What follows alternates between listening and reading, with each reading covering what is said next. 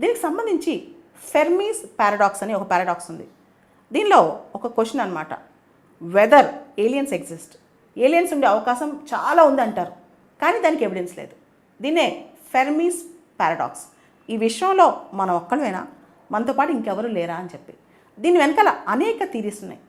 అయితే అమెరికా వాళ్ళ James Webb space telescope exo planet K2-18b దీనిలో లైఫ్ ఉండే అవకాశం ఉంది అని ఒక హింట్ ఇచ్చింది అనమాట, అని ఒక సిగ్నల్ ఇచ్చింది.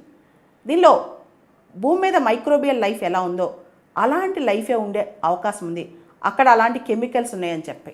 దీనికి సంబంధించి డిఎంఎస్ డిఎండిఎస్ డైమిథైల్ సల్ఫైడ్ మరియు డైమిథైల్ డైసల్ఫైడ్ ఈ రెండు కూడా మాలిక్యూల్స్ అసోసియేటెడ్ విత్ లైఫ్ అనమాట.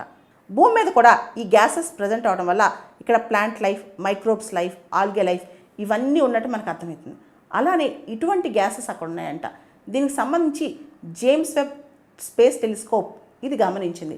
ఇప్పుడు పెద్ద ప్రశ్న, ఈ ఎగ్జో ప్లానెట్ K2-18bలో మానవులకు పోలిన లైఫ్ ఉందా, ఏలియన్స్ ఉన్నారా?